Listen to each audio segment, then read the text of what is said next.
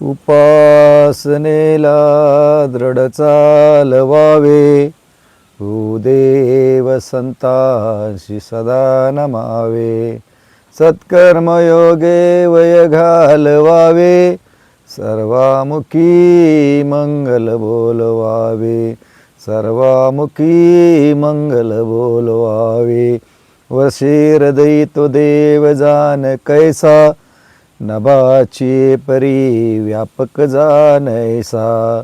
सदा संचला येत जात नाही, तया पुढे रिता कोठे ठाव नाही. तया पुढे रिता कोठे ठाव नाही. बोला कुंडली गवरदेव हरी विठ्ठल. श्री ज्ञानदेव तुकाराम, पंढरीनाथ भगवान की जय. माझ्या हरीच्या लाडक्यांनो, आज सुंदर असं तुमच्या आमच्या जीवनामध्ये भक्तीचं जीवन, कारण भक्ती वास्तविक पाहता तुमच्या आमच्या जीवनामध्ये जे जीवन लाभलेलं आहे ते केवळ 83,999,999 योनी हा भूतलावरती भोग योनी आहेत आणि मानवाच्या मात्र योनी आहे ती मात्र कर्मयोगी आहे. मग तुमच्या आमच्या जीवनामध्ये त्या कर्माच्या माध्यमातून आजचा मनुष्य मात्र सुंदर सुंदर असं वास्तविक पाहता सांसारिक गोष्टी एकत्र करण्यामध्ये, त्या वाढवण्यामध्ये आणि संपत्तीच्या माध्यमातून तो सुख शोधण्याचा प्रयत्न करतोय. परंतु साधुसंत सांगतात की बाघा बाबा रे, सुका लागिशी करीशी तळमळ, तरी पंढरीशी जाशी एक वेळ, आणि एक वेळ पंढरीशी जाशी, तरी अवघाची सुखरूप होशी, जन्मोजन्मींचे दुःख विसरशीस.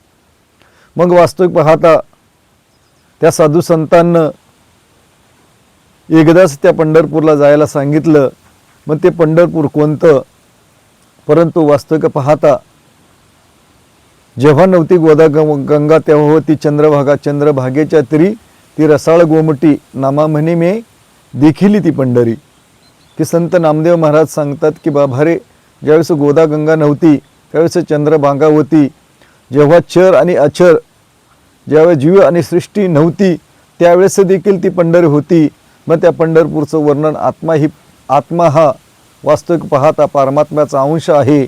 आणि आत्म्याच्या माध्यमातून तुमच्या आमच्या जीवनामध्ये आज जी भक्ती करत आहोत त्या भक्तीच्या माध्यमातून प्रत्येक जण ती वारीच्या माध्यमातून भक्ती करतोय, तीर्थाटनाच्या माध्यमातून भक्ती करतोय, आणि सुंदर सुंदर व्रत करतोय, उपवास करतोय. पण हे करत असताना साधुसंतांना कोणत्या माध्यमातून भक्ती केली, त्या भक्तीचं रहस्य काय, नेमकं त्यांच्या जीवनामध्ये भक्ती करून काय प्राप्त झालं, आणि ह्या गोष्टीचा जोपर्यंत तंतोतंत सूक्ष्म स्वतः विचार करणार नाही तोपर्यंत त्या भक्तीचं गांभीर्य, भक्ती कशासाठी केली पाहिजे आणि भक्तीच्या माध्यमातून काय प्राप्त होतं, ही गोष्ट साधकाच्या लक्षात येत नाही आहे. मग तुमच्या आमच्या जीवनामध्ये भक्ती करत असताना तुमच्या आमच्या जीवनामध्ये आम्ही प्रापंचिक माणसं आहोत. ह्या प्रापंचिक गोष्टी एकत्र करण्यामध्ये मानवी मनाला समाधान प्राप्त होतं आणि त्याच्यामध्येच तो अडकून राहिलेला आहे.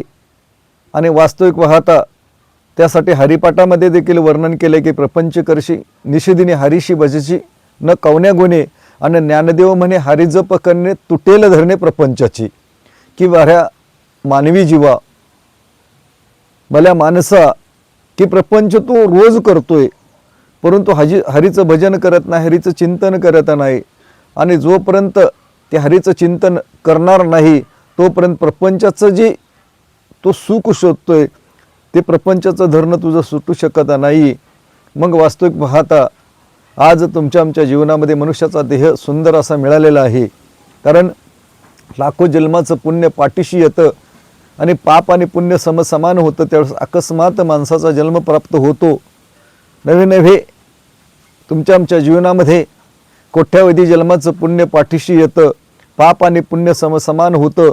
त्यावेळेस सुंदर असा सद्गुरू आणि संत महात्मा माझ्या जीवनामध्ये येतात. मग आज सुंदर असं माझ्या जीवनामध्ये लाभलेलं जीवन आहे. तुम्ही संत मायेबाप कृपावंत मज पामराशी काय पण पायीचे वाहन पायी बरी.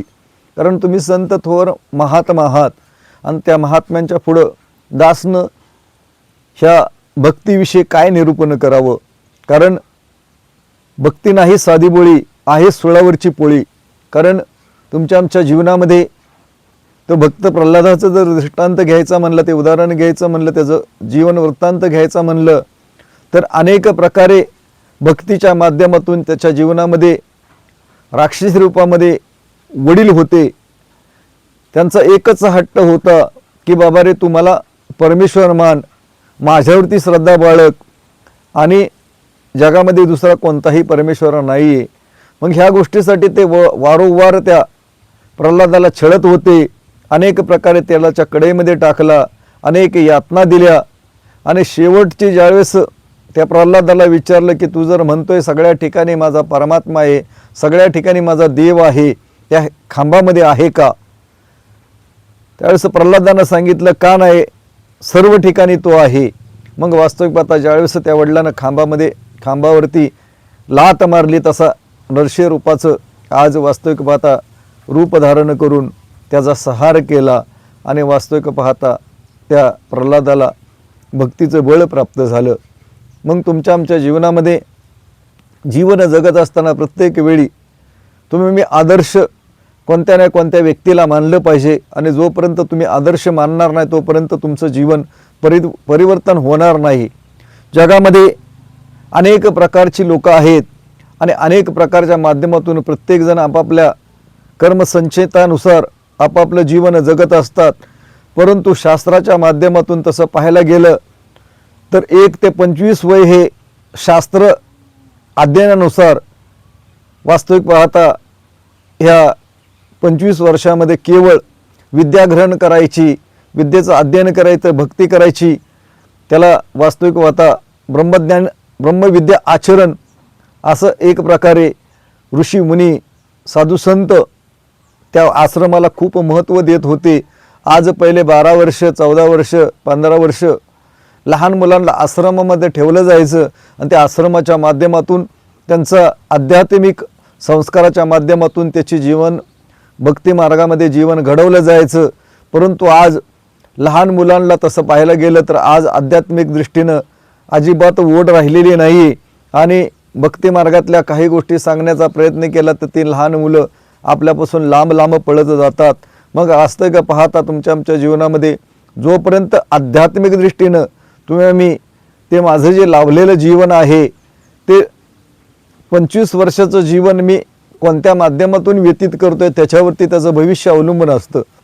मग आज त्या कालावधीमध्ये प्रभू रामचंद्रांनी वशिष्ठ सद्गुरूच्या आश्रमामध्ये 12 वर्ष काढली आणि 12 वर्ष काढल्यानंतर वास्तविक पाहता आम्हाला माहीत आहे की जीवन जगत असताना मर्यादा पुरुषोत्तम म्हणून रामाचं नाव घेतलं जातं. कारण एक वचनी आणि एक पत्नी म्हणून त्यांचं आज जगामध्ये आज वास्तविक पाहता अनेक ठिकाणी त्यांचं नाव घेतलं जातं. कारण तरी देखील प्रभू रामचंद्र 12 वर्ष त्या आश्रमामध्ये जीवन जगलं आणि जीवन जगत असताना तुमच्या आमच्या जीवनामध्ये त्यांना ते आश्रमामधून ज्यावेळेस घरी बाहेर आले आणि घरी बाहेर आल्यानंतर ज्यावेळेस त्यांच्या वडिलांना विचारलं की बाबा रे की तू कोण आहेस, तर त्यावेळेस प्रभू रामचंद्रानं सांगितलं की मी प्रभू रामचंद्र आहे.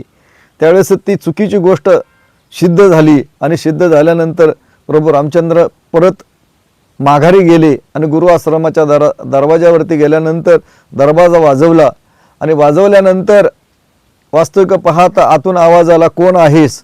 त्याच गोष्टीची आकलन करण्यासाठी मी परत आलोय. आणि त्यावेळेस प्रभू रामचंद्राने विचारलं की त्या गोष्टीला कितीसा वेळ लागेल की माझं स्वरूप जाणून घेण्यासाठी. तर त्यावेळेस वशिष्ठ मुनीनं सांगितले की फूल चुरगळून टाकण्यासाठी जितका वेळ जात नाही तितका वेळ तुझं स्वस्वरूपाची जाणीव करून घेता येते. मग वास्तविक पाहता त्या तत्ववेत्या ज्यावेळेस प्रभू रामचंद्राचा अवतार होता त्या अवताराला देखील त्या गोष्टीची जाणीव करून घ्यावी लागली. आणि ज्यावेळेस साधू संतांना देखील सांगितले की राम राम युगीची म्हणती कोणी न जाणते आत्मा राम, राम हा कालचा सुत दुसराचा अनंत युगीचा आत्मा राम, रामाशी का राम ठावा असता का शरण जाता वशिष्ठ मुनीशी. रामासारखा अवतार झाला तो वशिष्ठ मुनीला शरण गेल्यानंतर स्वस्वरूपाची जाणीव प्राप्त झाली. मग आज तुमच्या आमच्या जीवनामध्ये आम्ही पाहिलेलं आहे ज्यावेळेस मनुष्याच्या देहामध्ये हा अवतार येतो तर त्यावेळेस कधीही त्या समाजामध्ये सांगत नाही की मी प्रत्यक्ष परमात्मा आहे, मी देव आहे. जसंही मानवी जीवन आहे, सृष्टीची कालरचना आहे, त्याप्रमाणे तो जीवन जगून दाखवतो. आज तुमच्या आमच्या जीवनामध्ये प्रभू रामचंद्र हे परमात्मा होते, प्रत्यक्ष अवतार होते. परंतु ज्यावेळेस सीतेचं हरण झालं आणि सीतेचं हरण झाल्यानंतर देखील ते धाय मोकलून रडत होते की बाबा रे माझी सीता कुठे गेली, कुणी नेली. मग वास्तविक आता त्यांना सीतेचं हरण झालं माहीत नव्हतं का, परंतु तरी देखील त्यांनी सृष्टीचा नियम मोडला नाही. त्या सृष्टीच्या नियमाप्रमाणेच तो शोध घेऊन आज सीता त्यांच्या जीवनामध्ये प्राप्त झाली.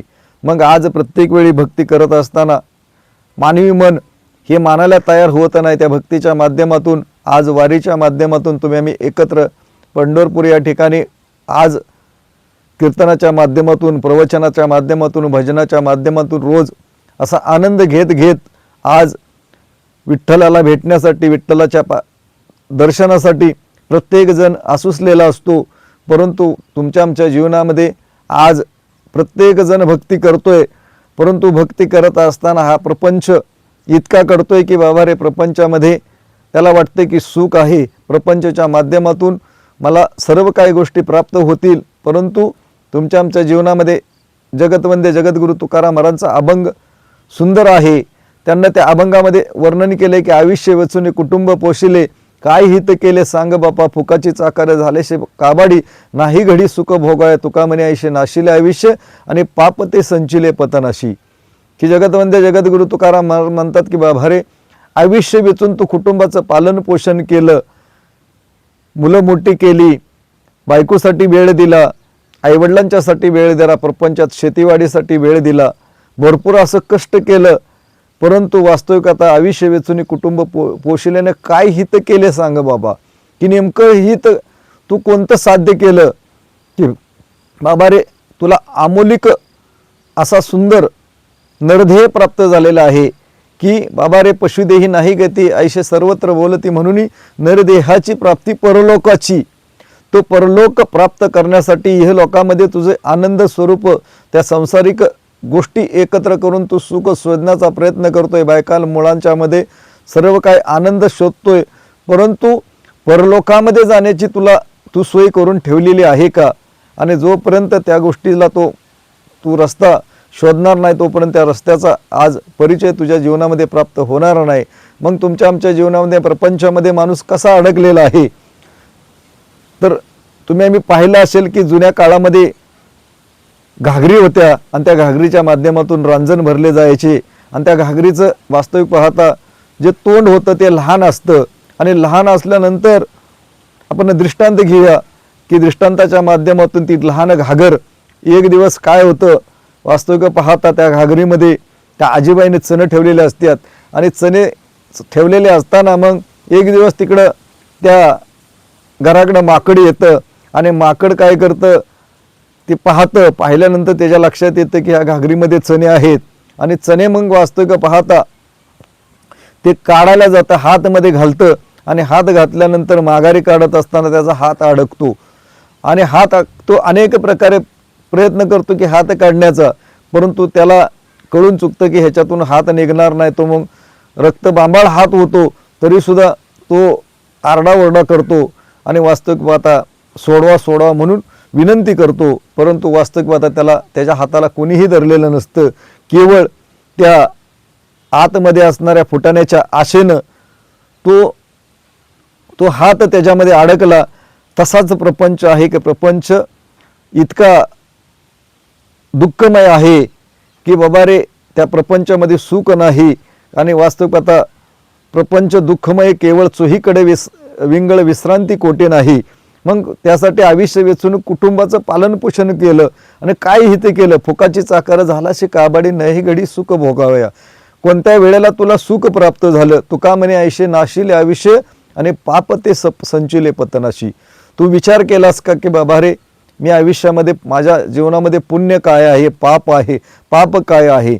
जोपर्यंत ह्या गोष्टीचं चिंतन करणार नाही, तू केवळ प्रपंचाचं चिंतन करत राहिलास तर प्रपंचाच्या माध्यमातून ज्यांना वास्तविक आता प्रपंच केला त्या प्रपंचाच्या माध्यमातून प्रत्यक्षात जर पाहायला गेलं तर साधू संत सांगतात की ज्यानं प्रपंच केला नसताच परमार्थ केला नाही, प्रपंच केला, तो वास्तविक पाहता तो यमाचा पावना म्हणून सांगितलं की यम त्याला घेऊन जाणार.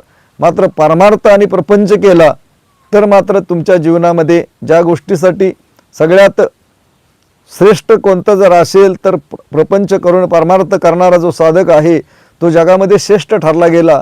कारण आमच्या जीवनामध्ये ती गोष्ट आकलन लक्षात आयला पाहिजे. कारण नसता परमार्थ केला तर प्रत्येक वेळी शरीराची भूक भागवण्यासाठी त्याला भीक मागण्याशिवाय पर्याय नाही. कारण दारोदारी भटकून त्याच्या पोटाची जर खळगे भरायची म्हणलं तर त्याला दारोदारी भटकावं लागतं. परंतु वास्तविक पाहता प्रपंच करायचा म्हणलं तर वास्तविक आता प्रपंचाच्या माध्यमातून परमार्थ करायचा म्हणलं तर स्वतःचं स्वतः कर्म करून ते आचरण करून भक्ती करून तो मानव मात्र आज नारदाला एक दिवस परमात्मा की म्हणला की बाबा रे, नारदानं परमेश्वराला विचारलं, परमात्म्याला विचारलं, त्या देवाला विचारलं जगामध्ये सगळ्यात श्रेष्ठ भक्त कोणता. तर त्यावेळेस सांगितलं की बाबा रे सगळ्यात श्रेष्ठ जो कर्म करून सदोदित माझं नामस्मरण करतोय तो भक्त माझा खरा. मग त्यावेळेस नारद म्हणले मी, तर म्हणले नाही ठीक आहे आपण परीक्षा घेऊ म्हणला. आणि ज्यावेळेस नारदाला एक क्रिया सांगितली की बाबा रे की तुला एक पंक्ती देतो मी आणि पंक्ती घेऊन तू संपूर्ण ब्रह्मांडामध्ये तू प्रदक्षिणा करून ये आणि ज्यावेळेस करून आल्यानंतर आपण ठरवू की श्रेष्ठ कोण. आणि ज्यावेळेस नारद निघाले आणि ब्रह्मांडाचं परिभ्रमण करून आले, केवळ त्यांना एकच चिंता की ही पंक्ती विजू नये त्या गोष्टीसाठी त्यांना सदोदित प्रयत्न केला. आणि सदोदित प्रयत्न केल्यानंतर ज्यावेळेस परमात्म्याकडे परिभ्रमण करून परत आले त्यावेळेस परमात्म्याला विचारलं की बाबा रे की जगामध्ये कोण श्रेष्ठ आहे. तर त्यावेळेस परमात्म्यानं सांगितलं की बाबा रे जो शेतकरी आहे, जो प्रपंच करतोय, तो दिवसभर प्रपंच करत असताना ह्या परमात्म्याचं या भगवंताचं नामस्मरण करत करत तो उठता बसता तो प्रपंच करतोय, तो जगामध्ये श्रेष्ठ आहे. तू किती वेळा या जगाचं परिभ्रमण करत असताना नाव घेतलं. त्यावेळेस नारदांना सांगितलं की नामस्मरण करण्यासाठी मी विसरलो. आणि मग आज म्हणून भक्ती करत असताना प्रपंचाला देखील तितकंच महत्त्व आहे. परंतु प्रपंच करत असताना जे संत असतात, जे साधू असतात, जे महात्मा असतात ते प्रपंच असा करतात की जसं चिखलामध्ये कमळ आहे, कमळ चिखलाचा स्पर्श करून घेत नाही. नवे नवे ती कमळाची पानं जी असतात ती देखील पाण्यामध्ये असतात, परंतु ती तोडली तर त्याचा पाण्याचा सुद्धा स्पर्श त्याला होत नाही. तसा संसाराचा आसून नसल्यासारखं जसं काजूची बी असते ती जर काढली तर वास्तविक पाहता संपूर्ण आतमध्ये असते, तिला कोणताही घाण नसते. तशा प्रकारे जर आमच्या जीवनामध्ये जर तुम्ही आम्ही प्रपंच केला तर परमार्थ देखील घडत असतो. मग आमच्या जीवनामध्ये जीवन जगत असताना प्रत्येकाला वाटत असते की माझा प्रपंच सुखकर व्हावा, प्रपंचाच्या माध्यमातून अनेक काही गोष्टी प्राप्त व्हाव्या. परंतु प्रपंच करत असताना मगाशीच दासनं जी हरिपाठातलं जे चिंतन घेतलं की प्रपंच करशी निषेधिने हरीशी वजशी कवन्या गुणे आणि ज्ञानदेव बने हरिजप करणे तुटेल धरणे प्रपंचाचे. तुझे प्रपंचाचं धरणं कोणत्या माध्यमातून तुटणार आहे तर हरीचं चिंतन करण्यात, हरीचं नामस्मरण करण्याच्या माध्यमातून. मग आज प्रभू रामचंद्र घ्या, श्रीकृष्ण परमात्मा घ्या, आज संत ज्ञानेश्वर घ्या, संत तुकाराम घ्या, प्रत्येकानं जीवन जगत असताना जनाबाई, मीराबाई ह्या कितीतरी भक्ती करत असणाऱ्या तुम्हाला वाटत असतं की जगामध्ये संपूर्ण भक्ती कमवली तर वास्तविक पाहता त्या भक्तीच्या माध्यमातून भरपूर असा डांगोरा पिटला जातो की मी भक्त आहे. मग दुसऱ्या बाजूने सांगतात की भक्त ऐशे जाना जे देही उदास गेली आशा तृष्णा निवारुण्या. भक्त ह्या गोष्टीचं वर्णन सुंदर केलेलं आहे की भक्त त्याला म्हणावं की ज्याची आशा काम क्रोध मोह मद मत्सर ह्या गोष्टीमधून जो त्याच्याही पलीकडे गेलेला आहे, त्याला भक्त म्हणलेला आहे. मग आज तुमच्या आमच्या जीवनामध्ये तुम्ही आम्ही भक्ती करत असताना, हा प्रपंच करत असताना, प्रपंच रोज करत असताना त्या प्रपंचाच्या माध्यमातून तुमच्या आमच्या जीवनामध्ये तुम्ही आम्ही सुख शोधतोय. परंतु आज तसं पाहायला गेलं तर साधुसंत दुसऱ्या बाजूने सांगतात की बाबा रे, मी कोणाचा कोण, आत्म्याशी नाही जन्म मरण, तो देहात आला कुठून, की कुठून माझ्या देहामध्ये आला. आणि जोपर्यंत ह्या गोष्टीचं चिंतन करणार नाही तोपर्यंत आजचा मनुष्य मात्र ज्या भक्तीच्या माध्यमातून आज व्रत करतोय, उपवास करतोय, तीर्थाटन करतोय, वारीच्या माध्यमातून सुंदर असा हरिनामाचा गजर केला जातोय, परंतु हरिनामाच्या त्या पुण्याच्या राशी त्याच्या जीवनामध्ये भरपूर अशा प्राप्त होत आहेत. परंतु गोड तुझे रूप, गोड तुझे नाम देई मज सर्व काळ सुख, की साधू संत सांगतात की या परमात्म्याचं रूप गोड आहे, साजेर गोजेर आहे, आणि जोपर्यंत त्याच्या जीवनामध्ये ते रूप प्राप्त होत नाही, म्हणून दुसऱ्या बाजूने सांगतात की रूप पाहता लोचनी सुख झाले हो साजनी, तो हा माधव भरवा, तो हा केशव भरवा. हा शब्द हा जवळ व्यक्तीसाठी वापरला जातो, की जोपर्यंत तो व्यक्ती जवळ असतो त्याला हा म्हणलं जातं. मग परमात्मा माझ्या जवळ आहे, मग ते रूप माझ्या जीवनामध्ये प्राप्त झालंय का. मग आज तुमच्या आमच्या जीवनामध्ये साधू संतांना सांगितलेलं आहे की अवघाची संसार सुखाचा करीन आणि आनंद भरीन तिन्ही लोका, की तीन लोक त्या तिन्ही लोकांमध्ये आनंद भरील म्हणून सांगितलं. मग त्या तीन लोकाच्या आनंदामध्ये मला जे मी भक्ती करतोय, मी संसार करतोय, त्या संसाराच्या माध्यमातून मला तो आनंद प्राप्त होतोय का. कारण तुमच्या आमच्या जीवनामध्ये आज प्रपंचिक माणूस हा अनेक वेळी, आज तुळशीदासजी महाराजांचं जर दृष्टांत घ्यायचा म्हणलं, त्यांचं जीवन चरित्र घ्यायचं म्हणलं तर गोस्वामी तुळशीदास जे सुंदर असं रामाचं भजन करत होते, रामाची भक्ती करत होते, रामाशी कथा करत होते, आणि कथा करत करत असताना त्यांचं जीवन इतकं सुंदर चाललेलं होतं. आणि ज्यावेळेस ते मोठे मोठे मोठे होत गेल्यानंतर गुरु आश्रमाचा ज्यावेळेस संपूर्ण अध्ययन संपल्यानंतर गुरु महाराजांना विचारलं गेले की ह्या मुलाची आता मुंज केली पाहिजे, ह्या मुलाचं लग्न केलं पाहिजे. मग त्यावेळेस शंकर पार्वती म्हणतात की बाबा रे, ह्याचं जर लग्न केलं तर हा परमात्म्यापासून दूर तर जाणार नाही, या मायेमध्ये तो आधीन तर जाणार नाही. तर त्यावेळेस त्या दोघांचा संवाद चाललेला असतो, आणि संवादाच्या माध्यमातून ते अध्ययन चाललेलं असताना ज्यावेळेस समोर समोर समोर त्याच्या जीवनामध्ये सुंदर असं पत्नी जीवनामध्ये येते, आणि पत्नीच्या माध्यमातून पत्नी इतकी सुंदर असते की तुळशीदासजी त्या पत्नीच्या पाठीमागं इतके बोलून जातात की ज्यावेळेस रामकथा चाललेली असते, रोज रामकथा झाल्यानंतर ते भाविकांना प्रसाद वाटायचे, त्यांची विचारपूस करायचे, आणि त्याच्यानंतर ते घरी जायचे. मात्र लग्न झाल्यानंतर रोज त्यांना प्रसाद न वाटताच ताबडतोब ते घरी जायला लागले. त्या पत्नीरूपी मोहामध्ये ते इतके अडकत गेले की बाबा रे, त्याला त्या पत्नीनं म्हणायला लागले की तू माझ्यापासून लांब जाऊ नको. की वास्तविक पाहता या मोहामध्ये ते इतके अडकले. एक दिवस काय होतं की ज्यावेळेस रामकथा चाललेली असते ना, रामकथा चाललेली असताना ज्यावेळेस त्यांच्या पत्नीला निरोप आला की त्यांचे वडील खूप आजारी आहेत, आणि आजारी आहेत म्हणल्यानंतर आता काय करायचं, पतींना तर माझ्याशिवाय राहत नाही, मला बघितल्याशिवाय त्यांच्या मनामध्ये आज समाधान प्राप्त होत नाही, आता काय करू. असं करत करत त्यांना मग युक्ती आठवली की त्यांना एक पत्र काढलं, आणि पत्रामध्ये लिहिलं की माझे वडील खूप आजारी आहेत, त्यामुळे तुमची आज्ञा न घेता मी निघून जात आहे. त्यावेळेस ज्यावेळेस तुळशीदासजी घरी आले, आणि तुळशीदासजी घरी आल्यानंतर बघितलं तर पत्नी नाही म्हणल्यानंतर त्यांचा इतका आकांत झाला, इतका शोक झाला की बाबा रे, तू कुठे गेलीस, बाबा रे, तुझ्याशिवाय मी जगू शकत नाही, तुला बघितल्याशिवाय माझं समाधान होणार आहे, मला मनामध्ये अशांती प्राप्त झालेली आहे. आणि त्यांना तो स्वतःच मनामध्ये क्रोध निर्माण व्हायला लागला, आणि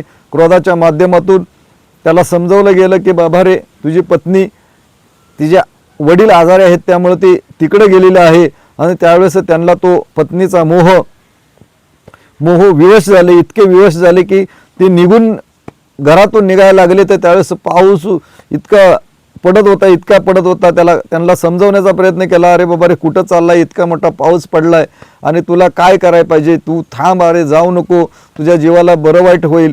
आणि ते तरी देखील तुळशीदासजी असेच ताबडतोब त्या पावसामध्ये वाऱ्यामध्ये चालत चालत चालत निघाल्यानंतर नदीला पूर आला आणि नदीला पूर आल्यानंतर तो होडीवाला होता. तो होडीवाल्याला म्हणायला लागले की बाबा रे, की होडीवाल्या दादा तू माझ्यावरती कृपा कर. त्याच्या पाया पडायला लागले, लोटांगण घेतलं की मला त्या होडीतून तू पलीकडे मला पहिले तीर पार करून जा. त्यावेळेस तुळशीदासांना तो होडीवाला म्हणतोय की काय मूर्ख माणूस आहे की इतका मोठा पूर आलेला आहे, इतका मोठं सर्व काही संकट आहे आणि संकट असताना तू कशाला स्वतःचा जीव धोक्यात घालतो. तरी सुद्धा तुळशीदासजी महाराज म्हणतात नाही तुला काय करायचंय, मी माझं काय होऊ दे, मी जाणार. आणि त्या पुरामध्ये तुळशीदास महाराजांनी उडी टाकली. उडीत टाकल्यानंतर पोहत पोहत अक्षरशः त्यांच्या जीवनामध्ये एक लाकूड समजून वास्तविक आता त्या एका पायाला त्यांना पकडलं. पायाला पकडल्यानंतर ते मृत शरीर होतं. त्या मृत शरीराचा आधार घेऊन ते तरंगत वर आलं होतं. त्या मृत शरीराचा आधार घेऊन स्वामी तुळशीदासजी ते नदीच्या पार गेले. पार गेल्यानंतर ज्यावेळेस ते पळत पळत पळत गेले त्यावेळेस पाऊस पडत होता आणि त्यांच्या घराच्या बाजूला जे पत्नीचं घर होतं त्याच्या बाजूला दरवाजा बंद होता. भरपूर असा पाऊस पडत होता. आता काय करायचं म्हणून त्यांना काय केलं की तिथं त्यांना वाटलं की दोरी पडलेली आहे आणि तिथं सर्प होता. सर्प वास्तविक होता. त्यांना वर टाकला. त्या सर्पाला धरून ते दोरीवरती वर चढले आणि वर चढल्यानंतर ज्यावेळेस त्या झाडावरून त्या आतमध्ये गेले. आतमध्ये गेल्यानंतर पत्नीला इतका कसं वाटलं की बाबा रे तुम्ही कसं आला, इतका मोठा पाऊस आहे, पूर आहे, बाहेर आकांत चालू आहे, विजांचा कडकडाट चालू आहे, तुम्ही कसे आला. तर त्यावेळेस काय सांगू म्हणले, तुझ्याशिवाय मला कर्मना, तुझ्या वियोगामधून मला इतकं दुःख झालं, त्या दुःखाच्या माध्यमातून मी इथपर्यंत पळत आलो. त्यावेळेस त्यांच्या पत्नीच्या लक्षात आलं की बाबा रे हा तर रामभक्त होता. रामाच्या भक्तीच्या माध्यमातून ह्याचा निश्चय होता की रामाला प्राप्त करायचं आणि रामाला प्राप्त करायचं म्हणल्यानंतर हा माझ्या पत्नीच्या वियोगामध्ये इतका काय भुललेला आहे तर त्याच्या तत्वापासून तो दूर चाललेला आहे. तर त्यावेळेस मग वास्तविक बाता त्या तत्वापासून दूर चाललेला आहे म्हणल्यानंतर त्यांना त्या तुळशीदासजींना समजावलं की बाबा रे पत्नी ही कायमस्वरूपी नाही आहे, ती एक क्षणभंगूर वस्तू आहे आणि याच्यामध्ये तुम्ही अडकू नका. वास्तविक पाहता तुम्हाला ज्या गोष्टीसाठी परमात्म्याने ह्या भूतलावरती पाठवले ती सगळ्यात मोठी कोणतीही गोष्ट असेल ते परमात्म्याला प्राप्ती करून घ्या, त्या रामाला आपलंसं करून घ्या, रामाला प्राप्त करून घ्या. तेवढ्यासाठी तुम्हाला ह्या भूतलावरती पाठवलेलं आहे. आणि ज्यावेळेस पत्नीनं मग तो उपदेश केला, त्या उपदेशाच्या माध्यमातून तुळशीदास महाराज परत त्या ध्यान अवस्थेत आले आणि मग प्रभू रामचंद्रांचं ते कथन करू लागले, रामकथा करू लागले ना. रामकथाच्या माध्यमातून त्या हनुमंतांच्या माध्यमातून त्या मारुतीच्या भक्तीच्या माध्यमातून त्यांना प्रभू रामचंद्रांना प्राप्त केलं. मग प्रत्येक साधू संतांचा इतिहास पाहायला गेलं तर ह्या संसाराच्या माध्यमातूनच प्रत्येकानं भक्तीचा भवसागर पार केलेला आहे. मग तुमच्या आमच्या जीवनामध्ये आम्ही देखील प्रपंच करतोय, परंतु प्रपंच करत असताना त्या परमात्म्याची भक्ती करतोय का, भक्तीविषयी माझ्या मनामध्ये लालसा आहे का, मनामध्ये ओलावा आहे का. न जोपर्यंत भक्तीविषयी ओलावा प्राप्त होणार नाही तोपर्यंत परमात्मा तुम्हाला दर्शन प्राप्त होऊ शकत नाही. मग आज तुमच्या आमच्या जीवनामध्ये जीवन जगत असताना श्रीकृष्ण परमात्मा घ्या, प्रभू रामचंद्र घ्या, मीराबाई घ्या, जनाबाई घ्या. आज सावता माळ्यांचं जर उदाहरण घेतलं की कांदा मुळा भाजी अवघी विटाई माझी, लसूण मिरची कोथंबिरी हितच माझे पंढरपूर. मग वास्तविक पाहता ते पंढरपूर त्यांना स्वतःच्या माळ्यामध्ये पाहिलं. मग तुमच्या आमच्या जीवनामध्ये ते पंढरपूर मी प्राप्त केलेलं आहे का, मला त्या गोष्टीचा आनंद होतोय का. मग आज साधू संतांना दासनं मगाशीच सांगितल्याप्रमाणे माझ्या हरीच्या लाडक्यानं की अवघाची संसार सुखाचा करीन आनंद भरीने तिन्ही लोका. साधू संतांना तिन्ही लोकांमध्ये असणारा परमात्मा त्याचा आनंद स्वरूप प्राप्त केलं आणि भक्तीचा उत्सव साजरा केला. मग माझ्या जीवनामध्ये तो भक्तीचा उत्सव साजरा करतोय का. आज पुंडलिकाचाच दृष्टांत घ्यायचा म्हणलं तर भक्त पुंडलिक वास्तविक पाहता ज्यावेळेस तीर्थाला निघाले आणि तीर्थाला निघाल्यानंतर शास्त्र सांगते की आई बापाच्या गळ्याला दोरी, बायको खांद्यावरी, पुंडलिक तीर्थयात्रा करी.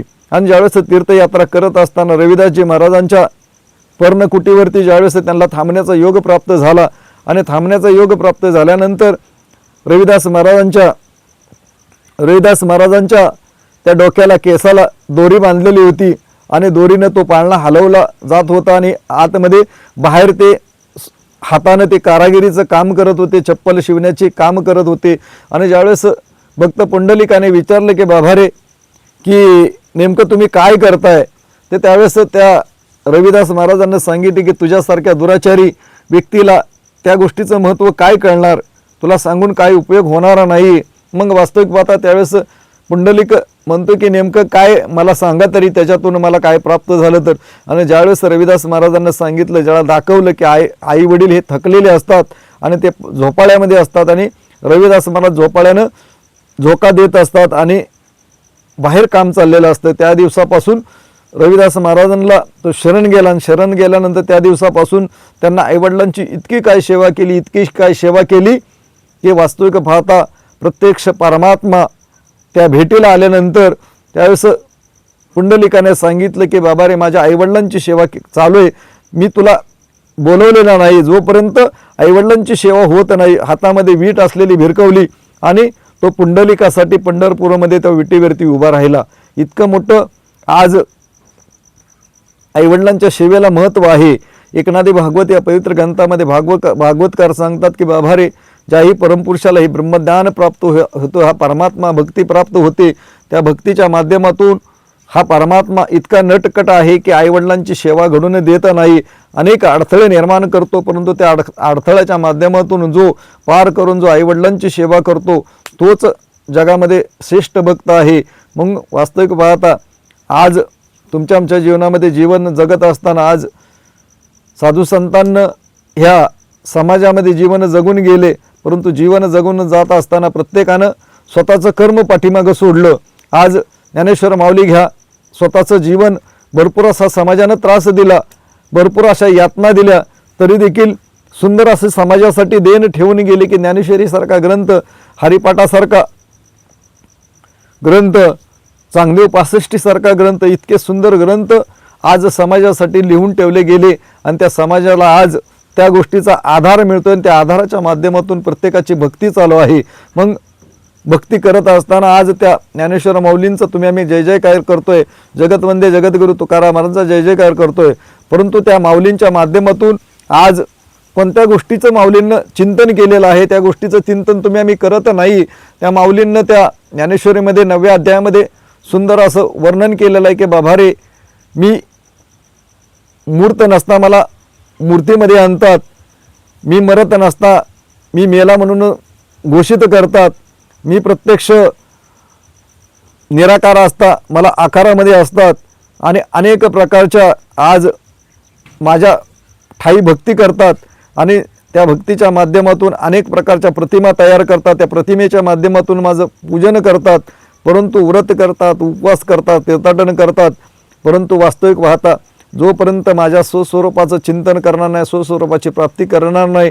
मग त्यासाठी सांगितले, काही लोक वृक्षांची पूजा करतात, काही लोक भूतदेवतांची पूजा करतात, काही माझ्या देवी देवतांची पूजा करतात, वृक्षांची पूजा करतात, पक्ष्यांची पूजा करतात, अनेक प्रकारच्या देवी देवतांची पूजा करतात, ते त्या योनीला जातात, परंतु माझ्या प्रत्यक्ष परमात्म्याची स्वस्वरूपाची प्राप्ती करतात, तेच फक्त मला येऊन मिळतात. मग तुम्ही आम्ही विचार करूया, ते स्वस्वरूप कोणतं, त्या परमात्म्याचं तत्व कोणतं. मग एक नाम तत्व दडधरी म्हणा, हरीशी करुणा येईल तुझी, सांगितले की ते तत्व तुम्ही एकरसपणे चिंतन करताय की परमात्मा कसा आहे, तो मला प्राप्त होईल का. म्हणून जगतवंदे जगद्गुरु तुकाराम आमचे संत शिरोमणी सांगतात की पुसावेशे वाटे मज, जो जो भेटेल तयाशी, देव कृपा करील काय लाज राखील. की म्हणतात की बाबा रे, मला परमात्म्याची भेट होईल का, मला प्राप्त होईल का. आणि ज्यावेळेस आज जीवन जगत असताना त्यांच्या जीवनामध्ये अनेक प्रकारचे दुःख कष्ट आले आणि ज्यावेळेस मला मोठा दुष्काळ पडला आणि दुष्काळ पडल्यानंतर त्यांच्या जीवनामध्ये बायको आणि मुलं अन्न करून शरीराचा त्याग केला. मग करेल वक्रदृष्टी तरी पाडेल ब्रह्मांडाच्या उतरंडी.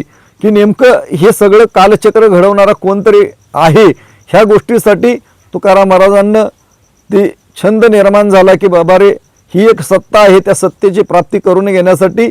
की दुसऱ्या बाजूनं तो त्यांचा अभंग देखील आहे की कन्या सासुरीशी जाई मागे परतून पाहे, कैसे वाटे माझ्या जेव्हा कधी भेटशी केसळ, जीवन वेगळी मासुळी. तैसा तुका तळमळी सांगितलं की तुकाराम महाराजांची तळमळ होती की परमात्मा कधी भेटेल मला. आणि जोपर्यंत मग त्यांच्या जीवनामध्ये ह्या सगळ्या गोष्टी प्राप्त झाल्या, ज्याला संसार म्हणतात, त्या संसाराची राख रांगोळी झाली आणि तरी देखील परमात्म्यानं दर्शन दिलं नाही. त्यांच्या जीवनामध्ये वैराग्य निर्माण झालं आणि बाबा रे, जोपर्यंत तू मला दर्शन देणार नाही तोपर्यंत 14 दिवसाचं अनुष्ठान केलं आणि भंडारीच्या डोंगरामध्ये त्या गुहेमध्ये बसले की बाबा रे, की जोपर्यंत मला त्या गोष्टीची प्राप्ती होणार नाही तोपर्यंत मी अन्न आणि पाणी त्याग करणार. आणि इतकं मोठं चिंतन केल्यानंतर वास्तविक पाहता त्यांच्या जीवनामध्ये बाबा चैतन्याच्या माध्यमातून समर्थ सद्गुरू आले आणि त्यांना देखील ते वर्णन करून घेतलं की बाबा रे, 15 दिवसा माझी झाला साक्षात्कार आणि विठ्ठल भेटला म्हणजे निर्गुण निराकार. निर्गुण निराकार विठ्ठल वास्तविक पाहता विठ्ठलाच्या माध्यमातून ते भक्ती करत होते. परंतु भक्ती करत असताना त्यांच्या जीवनामध्ये त्यांना सांगितलं की विठ्ठल मला भेटला पण तो निर्गुण निराकार भेटला. मग तो निर्गुण निराकार शब्द हा आज तुमच्या आमच्या पचनी पडत नाही. कारण जोपर्यंत शास्त्र तुम्ही अध्ययन करणार नाही, आज अव्यक्त निराकार नाही ज्या आकार जेतूने चराचर हरीशी भजे, माऊलींनं त्या हरिपाठामध्ये सांगितलेलं आहे. परंतु तुम्ही आम्ही निराकार हा वास्तविक पाहता जोपर्यंत तुमचं आमचं आकलन आम्ही मूर्तीमध्ये, प्रतिमेमध्ये, अनेक सगळ्या गोष्टीमध्ये परमात्म्याला आज सीमित ठेवलेला आहे आणि त्याच्यामध्येच तो धन्यता मानतोय, त्याच्यामध्येच तो समाधान मानतोय. परंतु गोड तुझे रूप गोड तुझे नाम देई मज सर्व काळ सुख देणारा परमात्मा कुठं आहे? आणि जोपर्यंत ह्या गोष्टीचं चिंतन करणार नाही, मग वास्तविक पाहता तुमच्या आमच्यासारखे जीवन जगत असताना स्वामी विवेकानंद सारखा सुंदर अवतार झाला आणि अवतार झाल्यानंतर त्यांच्या जीवनामध्ये देखील ते भक्ती करत होते, अनेक प्रकारच्या भक्ती करत होते. भक्तीच्या माध्यमातून ते वास्तविक पाहता कालिके देवीची भक्ती करत होते आणि भक्ती करत असताना त्यांच्या जीवनामध्ये देखील वैराग्य निर्माण झालं की जगामध्ये ते प्रत्येकाला विचारायला लागले की जगामध्ये देव आहे का. त्यांना 3 प्रश्न पडले की जगामध्ये देव आहे का, आणि आहे तर तुम्ही त्याला पाहिले का, आणि पाहिला असेल तर मला त्याचं दर्शन करून देऊ शकता का. हे 3 प्रश्न त्यांच्या मनामध्ये इतके सतवायला लागले, इतके सतवायला लागले की जे जे भेटेल त्याची त्याला ते प्रत्येक जणाला विचारायचे की जगामध्ये देव आहे का. प्रत्येक जणच म्हणायचे की जगामध्ये देव आहे, परंतु त्या देवाला तुम्ही पाहिले का. तर प्रत्येक जण सांगायचं की आम्ही त्या देवाला पाहिलं नाही.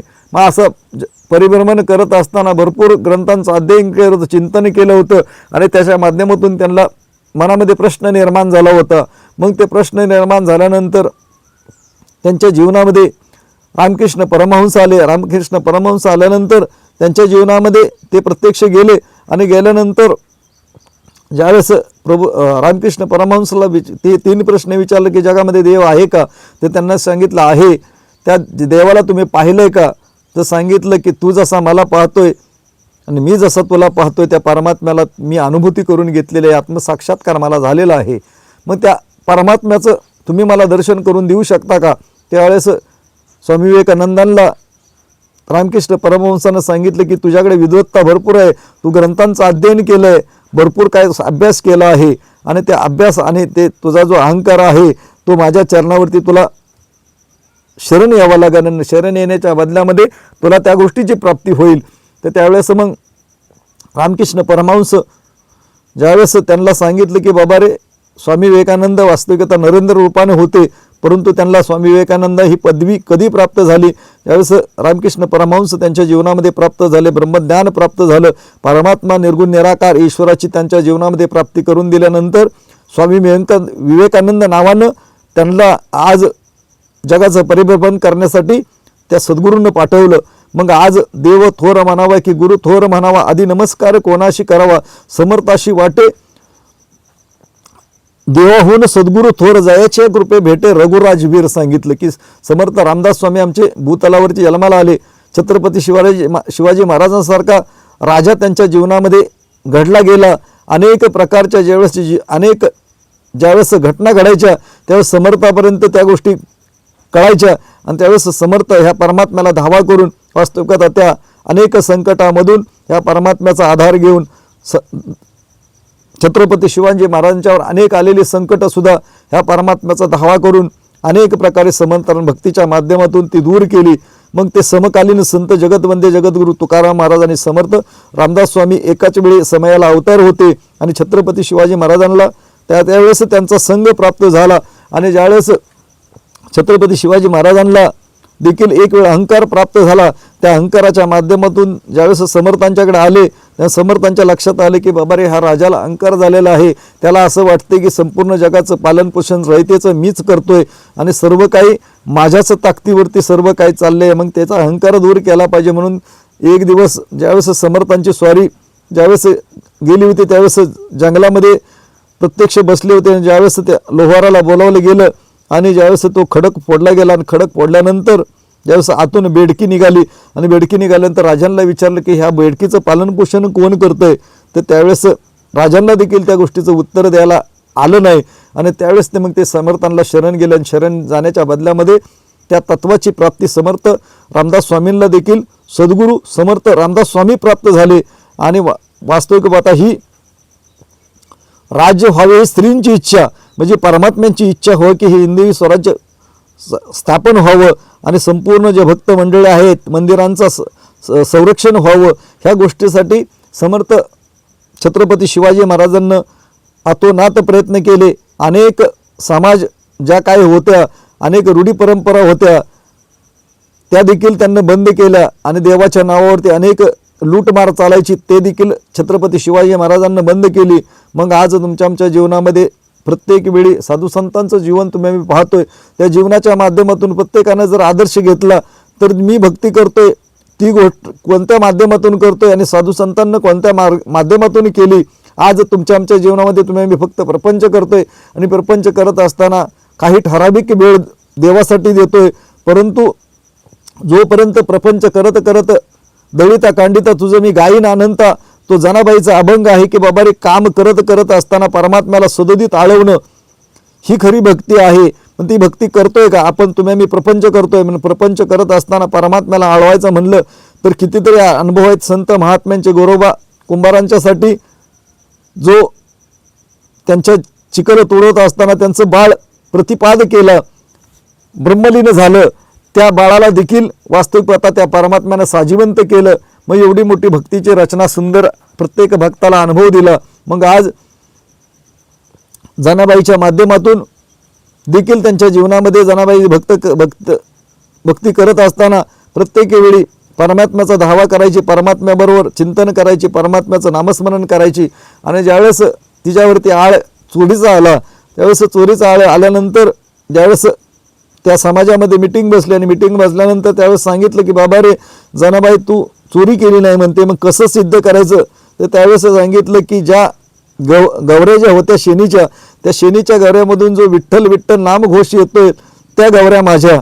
आणि ज्यावेळेस मग वास्तविक पाहता त्या तिच्या ज्या सवंगडी होत्या त्यांना चोरून नेलेल्या ज्या गवऱ्या होत्या त्या गवऱ्यांच्या माध्यमातून विठ्ठल विठ्ठल नामघोष येत होता. मग ज्यावेळेस नामघोष आल्यानंतर चोरीचा आळ देखील त्याच्यावरता निरसन झाला. मग आज तुमच्या आमच्या जीवनामध्ये तुम्ही मी भक्ती करत असताना त्या भक्तीच्या माध्यमातून ती भक्ती हेची थोर भक्ती आवडते देवान संकल्पावी माया संसाराची ठेविली अनंती तैशीचे राहावे आणि चित्ती असू द्यावे समाधान वाहिले उद्योग दुःखचे केवळ न भोगळे फळ संचिताचे तुका मने घालू तयावरी भारण वाहवा संसार हरनिशी. ही निवांत तुमच्या आमच्या जीवनामध्ये त्या परमात्म्यावरती आम्ही भार घालतोय का? आज अवघाची संसार सुखाचा करीन आणि आनंद भरीन तिन्ही लोका सांगितलं. सुरुवातच केली की हेची थोर भक्ती आवडते देवान संकल्पावी माया संसाराची. मायेचा संकल्प माणूस सोडत नाही. सकाळी उठल्यानंतर श्रीकृष्ण परमात्मा श्रीकृष्ण उद्धव संवादामध्ये श्रीकृष्ण परमात्मा म्हणतोय की सकाळी सकाळी उठल्यानंतर सर्व गोष्टींचा त्याग करून जो माझं स्मरण करतो, माझं चिंतन करतो, त्याची दिवसभराची संपूर्ण क्रियाकर्म मी स्वतः करत असतो. मग तुम्ही आम्ही त्या परमात्म्याला चिंतन करतो का? चिंतन करत नाही. तुम्ही आम्ही सकाळी उठल्यानंतर दिवसभर काय मला करायचंय, कुठं जायचंय, काय करायचंय, काय प्राप्त करायचंय, कुठून काय आणायचं, ह्या गोष्टीमध्ये चिंतन करतो. चिंतन करून झाल्यानंतर मग परमात्मा आठवतो. परंतु हीची थोर भक्ती आवडते देवानं संकल्पावी माया संसाराची, की भल्या माणसा तू मायेचा संकल्प सोड, ठेविले अनंती तैशीचे राहविने चित्ती असू द्यावे समाधान. कारण परमात्म्याने जसं तुम्हाला ठेवलंय की जसं जसं तुझं संचित कर्म प्रभू रामचंद्रांना वनवास प्राप्त झाला, त्यांना आनंदाने प्राप्त केला, कोणतीही तक्रार केली नाही. श्रीकृष्ण परमात्म्याला बंदिवासामध्ये जन्माला यावं लागलं, तरी देखील कोणती तक्रार केली नाही. मग तुमच्या आमच्या जीवनामध्ये, मानवी जीवनामध्ये अनेक तुम्ही आम्ही बघत असतो की बाबा रे, एखादी गोष्ट जीवनामध्ये आली, दुःख कष्ट आली, यातना आल्या, तर प्रत्येक जण म्हणतो की बाबा रे परमेश्वरा, तुझं मी काय वाईट केलं होतं, कोणती गोष्ट कोणाच्या वाळल्या पाचोळ्यावर सुद्धा पाय दिला नव्हता आणि दिल्याशिवाय तर राहत नाही.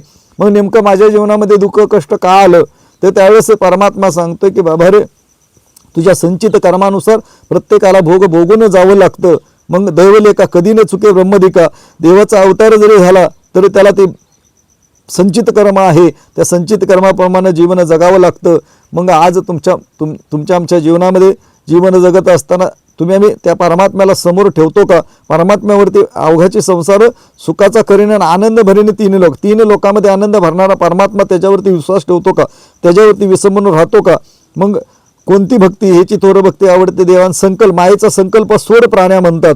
जगत वंदे जग तुका म्हणे घालू तयावरी, वाहिले उद्योग दुःखाचे केवळन भोगणे हे फळ संचिताचे.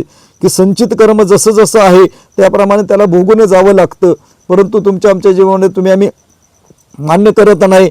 कुठलं संचित कर्म, कशाचं संचित कर्म, काय खरं नसतंय असं तसं तुम्ही आम्ही व्यक्त करतो.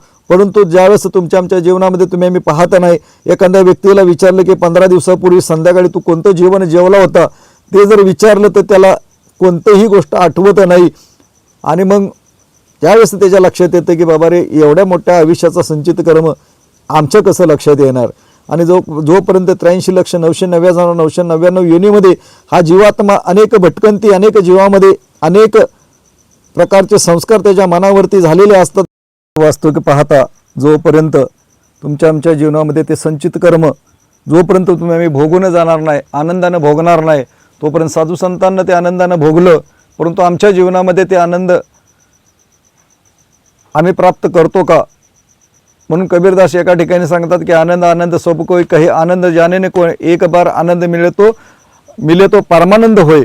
तो परम आनंद प्राप्त करण्यासाठी आज मीराबाईंनी तो प्राप्त केला, तो ज्ञानेश्वर माऊलींना प्राप्त केला, जगतवंदे जगद्गुरु तुकाराम महाराजांनी प्राप्त केला, प्रभू रामचंद्र प्राप्त केला, श्रीकृष्ण परमात्म्याने प्राप्त केला, येशू ख्रिस्तांनी प्राप्त केला.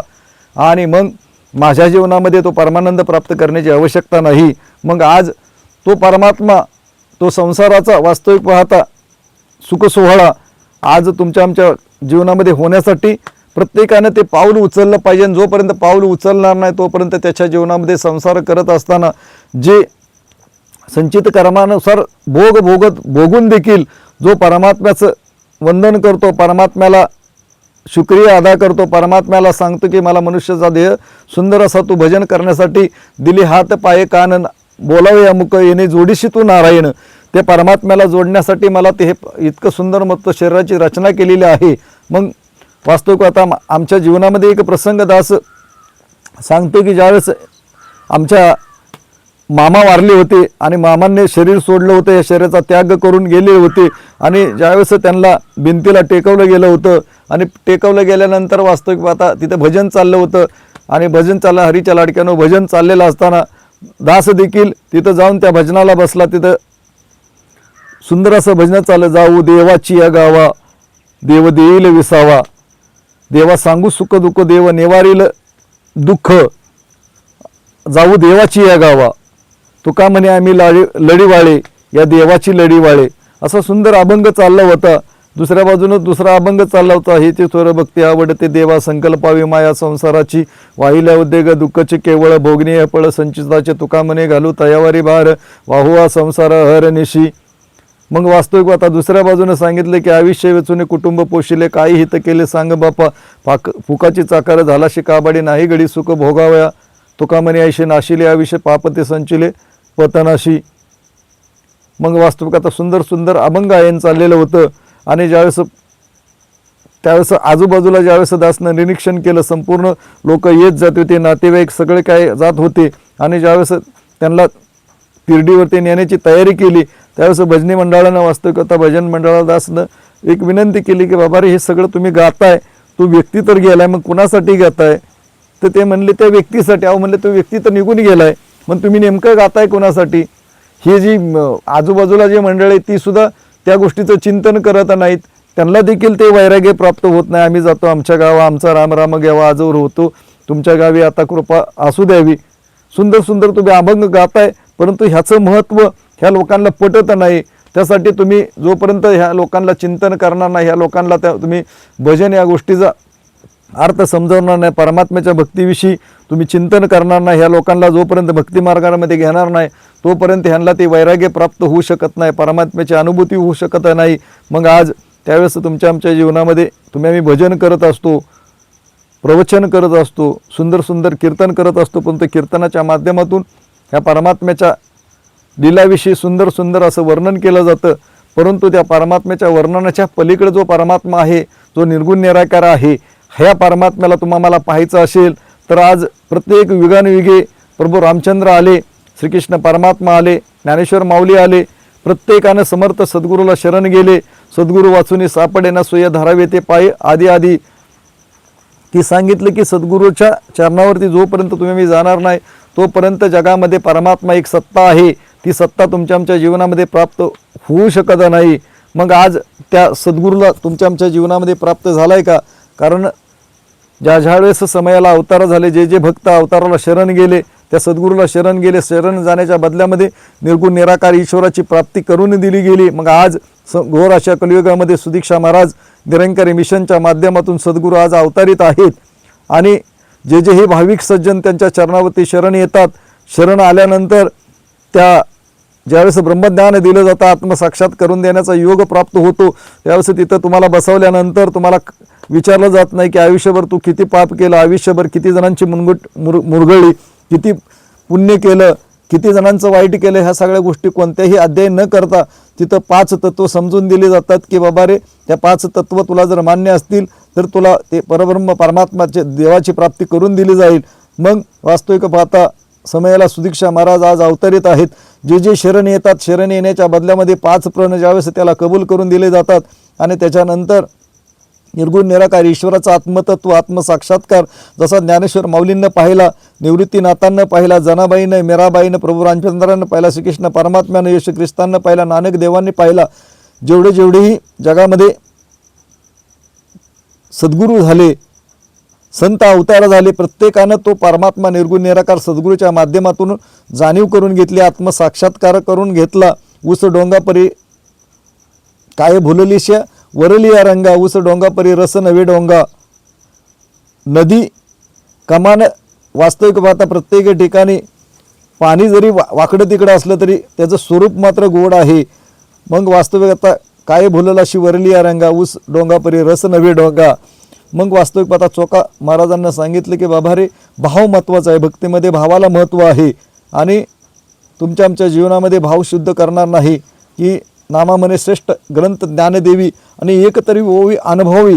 त्या ज्ञानेश्वरी ह्या ग्रंथामध्ये पहिल्या अध्यायापासून शेवटपर्यंत प्रत्येक ओवीमध्ये एकच चिंतन, एकच वर्णन दृष्टांताच्या माध्यमातून ज्ञानेश्वर माऊलीनं सुंदर असं समाजाला रचना करून दिली की परमात्मा निर्गुण निराकार आहे. तो कधी येत नाही, कधी जात नाही, त्याला शस्त्र कापू शकत नाही, त्याला हवा उडवू शकत नाही, त्याला पाणी भिजवू शकत नाही, असा परमात्मा निर्गुण निराकार आहे. ह्या गोष्टीचं ज्ञानेश्वरीसारख्या पवित्र ग्रंथामध्ये ज्ञानेश्वर माऊलींनं येणाऱ्या भाविक सज्जनासाठी सुंदर असं वर्णन करून ठेवलं गेलं. मग आज तुमच्या आमच्या जीवनामध्ये 1400 वर्ष तप करणारा चांगदेवाला देखील अनेक प्रकारचं जपाच्या माध्यमातून, तपाच्या माध्यमातून अनेक प्रकारची त्यानं भक्ती केली होती. इतकी भक्ती केली होती की वास्तविक पाहता ज्यावेळेस त्याचा मृत्यूकाळ जवळ यायचा त्यावेळेस स्वतःचा जीवात्मा दुसऱ्या कुडीमध्ये तो घेऊन जात होता. इतकं मोठं योग सामर्थ्य प्राप्त केलं देखील तो देखील वास्तविक आता भक्ती मार्गामध्ये शेवट सद्गुरूच्या माध्यमातून विजयी झाला. आणि ज्यावेळेस त्याच्या जीवनामध्ये 14 वर्षाची मुक्ताबाई आली त्यावेळेस तिनं अनुभव सांगितलं की जगी या ब्रह्म दिशे उघडे, जगी या ब्रह्म दिशे उघडे, ऐक चांगदेवा पाहून गे रोकडे. की जसं सोनं आहे त्या सोन्यापासून अनेक अलंकार घडवतात, परंतु सोनं मात्र एकच आहे. अनेक धाग्याच्या माध्यमातून अनेक धोतर बनवलं जातं, लुगडं बनवलं जातं, परंतु मूळ धागा मात्र एकच असतो. मग वास्तविक आता म्हणे मुक्ताबाई ऐक चांगदेवा, जगी या ब्रह्म दिशे उघडे. की वास्तविक पाहता त्या उघड परब्रह्म परमात्म्याची प्राप्ती त्या जनाबाईनं 1400 वर्ष तप भक्ती करणाऱ्या चांगदेवाला प्रत्यक्ष परमात्म्याची प्राप्ती करून दिली. तुम्ही आम्ही तर मानव योनीमध्ये आम्ही एवढी तर भक्ती करत नाही, आणि भक्ती करायची असेल त्या भक्तीच्या माध्यमातून खरंच तुम्हाला वाटत असेल परमात्म्याची प्राप्ती व्हावी, माझ्या जीवनामध्ये भक्ती फलद्रूप व्हावी, मी वारी करतोय, मी सर्व काही तीर्थाटन करतोय, व्रत करतोय, उपवास करतोय, चांगली गोष्ट आहे, त्या माध्यमातून तुमचं पुण्य फळाला येते, आणि ती पुण्य फळाला आल्यानंतर वास्तविक आता आमचे महात्मा देखील नेहमी सांगतात की ज्यावेळेस समर्थ सद्गुरू तुमच्या जीवनामध्ये कधी येतो, ज्यावेळेस एखादा आंबा पाडाला येतो त्यावेळेस त्या रागूला विचारावं लागत नाही की बाबा रे मला येऊन टोच मार, तसा घट पवित्र झाला तर झाल्यानंतर आज समर्थ सद्गुरू तुम्हाला शोधत होताना संतांच्या माध्यमातून आज ह्या परमात्म्याची प्राप्ती होते, कारण तुमच्या आमच्या जीवनामध्ये त्या साधू संतांच्या माध्यमातून त्या परमात्म्याची प्राप्ती झाली। आणि जर तुम्हाला वाटत असेल की खरंच आज देखील ह्या युगामध्ये परमात्म्याची प्राप्ती जो निर्गुण निराकार आहे त्या तत्वाची जर प्राप्ती करून घ्यायची असेल, 4 वेद 18 पुराण नवे नवे जगामध्ये जेवढेही धर्मग्रंथ एका बाजूला ठेवा, आणि निरंकारी मिशनच्या सुदीक्षा माताजी जे ब्रह्मज्ञान आत्मसाक्षात्कार करतात तो एका बाजूला ठेवा, आणि जे जर खोटं ठरलं तर वास्तविक पाहता तुम्ही ते मान्य करू नका। मग आज वास्तविक पाहता इतका मोठा जर भक्तीचा तुम्ही आम्ही घाट घालतोय वारीच्या माध्यमातून, चिंतनाच्या माध्यमातून, कीर्तनाच्या माध्यमातून, भजनाच्या माध्यमातून, खरंच जर तो फलद्रूप हवा असं वाटत असेल तर जरूर एक वेळ त्या सद्गुरूला तुम्ही आम्ही शरण येऊया, आणि शरण येण्याच्या बदल्यामध्ये आमचं जे जन्ममरण आहे ते जन्ममरण थांबवण्याची ताकद केवळ सद्गुरूकडे असतं। तो आत्मसाक्षात्कार प्राप्त झाल्यानंतर आज तुमच्या आमच्या जीवनामध्ये त्या गोष्टीची आवश्यकता आहे की जोपर्यंत समर्थ सद्गुरू आज प्रत्येक ज्ञानेश्वर माऊली निवृत्तीनाथांना शरण गेले, श्रीकृष्ण परमात्मा सांदीपनीला शरण गेले, प्रभू रामचंद्र वशिष्ठांना शरण गेले, 14,000 वर्ष तप करणारा चांगदेव मुक्ताबाईला शरण गेला, मग मला शरण जाण्याची आवश्यकता नाही का? आणि जोपर्यंत तुम्ही आम्ही ह्या परमात्म्याला अनन्य भावे शरण सद्गुरूला जाणार नाही, कारण परमात्मा ने अपना रूप छिपाया लेकिन सद्गुरू ने उसे प्रगट दिखलाया, कारण निर्गुण निराकार हा परमात्मा सद्गुरूच्या माध्यमातून प्रगट होत असतो। मग वास्तविक आता आज जे परमात्मा प्राप्ती करण्यापासून वंचित असतील त्या परमात्म्याकडे दास आराधना करेल, वंदन करेल की प्रभुराया तुम्ही कृपा करा, रहमत करा। जेही भाविक भक्ती करतात, व्रत करतात, उपवास करतात, चिंतन करतात, पूजन करतात, भजन करतात, त्या प्रत्येक भक्ताला तुझं स्वस्वरूप प्राप्त होण्यासाठी ती सुबुद्धी प्राप्त होऊन त्यांच्या जीवनामध्ये देखील सद्गुरू यावा, आणि त्या माध्यमातून एवढ्यासाठी केला होता 88 शेवटचा दिवस त्यांचा देखील गोड व्हावा, असं जर वास्तविकता प्रत्येकाला वाटत असतील तर नक्की समर्थ सद्गुरूचा आसरा घेतला पाहिजे। आणि दास बोलण्याच्या ओघामध्ये भरपूर काय बोलला, आणि बोलत असताना अनेक प्रकारच्या बऱ्याच काही चुकीच्या गोष्टी जर काही चिंतन झाले असतील ते जास्तला परत करा, आणि जी सुंदर काय माझे विवेचन असेल प्रवचनाच्या माध्यमातून सुंदर अशी काय वास्तविकता सेवा घडली असेल ती समर्थ सद्गुरूचा प्रसाद समजून तुम्ही स्वीकार करा, आणि ज्या काही कमी आहेत त्या कमी थोड्याशा चुकीची दुरुस्ती करून दासला एक अज्ञान बालक समजून क्षमा करा, आणि जेवढंही चांगलं आहे ते तुमच्या गाठीला बांधून हा भवसागर पार करण्यासाठी जरूर समर्थ सद्गुरूच्या या सद्गुरूला शरण, आणि चुकवा आपलं जन्म मरण। प्रेमाने बोला धन्यंकारजी।